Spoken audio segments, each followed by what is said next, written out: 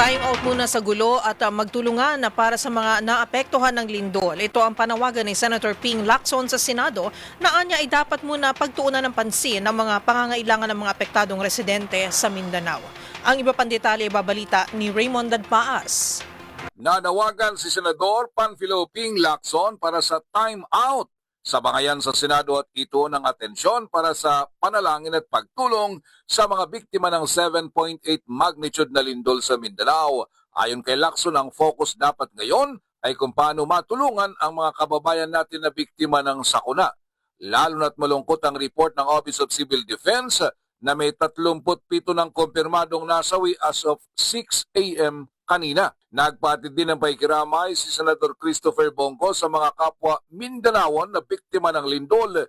Nanawagan ito sa mga local government units na agad magsagawa ng assessment sa lahat ng mahalagang istruktura upang matiyak ang kaligtasan ng mga ito at hindi na madagdagan pa ang mga pinsala. Umapila din ito sa mga kinakulang ahensya ng pamahalaan na gawin ang lahat ng intervention para matulungan ang ating mga kababayan, lalo na ang pagpapanumbalik sa supply ng kuryente. Nagpahayag ng kahandaan si Senator Go at ng kanyang malasakit team na maghatid ng tulong sa abot ng kanilang makakaya. Para naman kay Senador Kiko Pangilinan, patuloy ang paipag-ugnayan sa mga pangunahing ahensya ng pamahalaan gaya ng Office of Civil Defense, ang National Disaster Risk Reduction and Management Office, Department of Social Welfare and Development, Department of Public Works and Highways at mga lokal na pamahalaan upang makatulong sa evacuation, relief at emergency operations.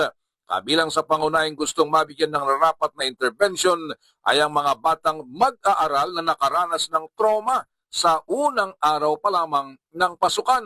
Una nito inayag ng bagong majority sa Senado na pinangunahan ni Senador Sherwin Gatchalian na agad magtungo ngayon sa General Santos City para maghatid ng tulong. Ang problema ay sarado pa ang Jensen Airport kahit ipagpaliban muna ito ng ilang araw. Para sa MBC TV Network News, ito si Raymond Dadpaas ng DZRH, una sa Pilipinas, una sa Pilipino.